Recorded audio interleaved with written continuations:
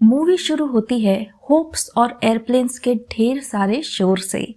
शुरुआत से ही लगने लगता है कि जो एक्शन हमने मिलिट्री बेस्ड मूवीज में देखा है वही हम एयरफोर्स में भी देखेंगे। और मूवी का फर्स्ट हाफ अपनी ये प्रॉमिस डिलीवर भी करता है। कहानी है 1965 और 1971 वॉर की। 1965 के एयर अटैक को सक्सेसफुल करने के पीछे जिस मिसिंग सोल्जर टी विजया का हाथ होता है वो पता चलता है जब 1971 की वॉर में पाकिस्तानी फ्लाइट कमांडर को पकड़ लिया जाता है और 19 साल बाद टी विजया को महावीर चक्र से नवाजा जाता है। स्टोरी सिंपल लगती है पर ये एक्चुअल में इंडियन एयरफोर्स के ट्रू इंसिडेंट पर बेस्ड है।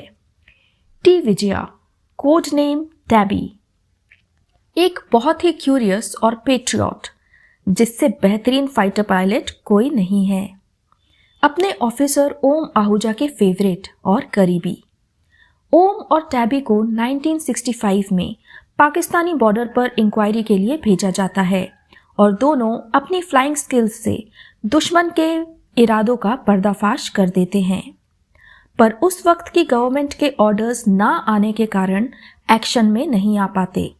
जब वॉर को टालना नामुमकिन हो जाता है तब टैबी को उसके रिबेलियस एटीट्यूड के कारण स्टैंड बाय पर रख दिया जाता है और 12 ऑफिसर्स की टीम दुश्मन के हाईटेक एयरप्लेन्स को ख़त्म करने के लिए निकल जाती है।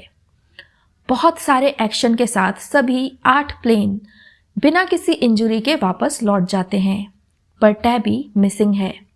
रिबेलियस समझ के उसे एयरफोर्स नज़रअंदाज कर देती है पर ओम आहूजा उसे ढूंढने की बहुत कोशिश करते हैं।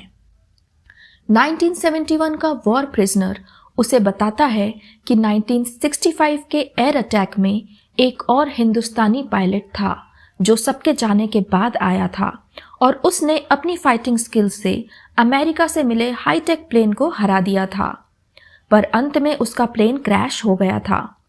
ये सब जानने में और टैबी के कारण अमेरिकन फ्लाइंग टेक्नोलॉजी में जो चेंजेस हुए उन सबको एयरफोर्स के सामने लाने में 19 साल लगे और फाइनली टी विजया को वो सम्मान मिला जिसके वो हकदार थे।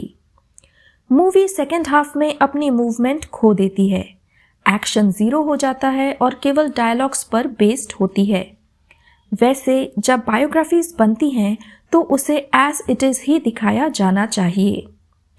उरी मूवी ने वॉर मूवीज में अग्रेशन और एक्शन का अलग ही लेवल सेट कर दिया है और ये दोनों ही फैक्टर्स इस मूवी से मिसिंग थे।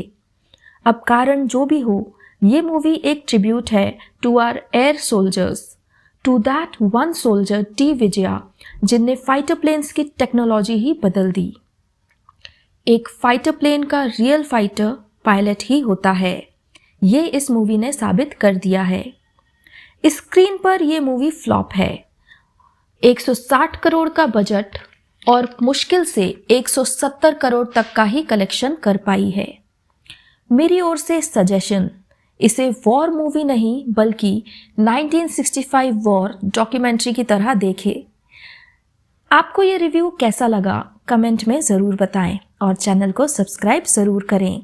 मैं मिलती हूँ आपको अपने अगले वीडियो में एक और नए रिव्यू के साथ। See you soon in the next video.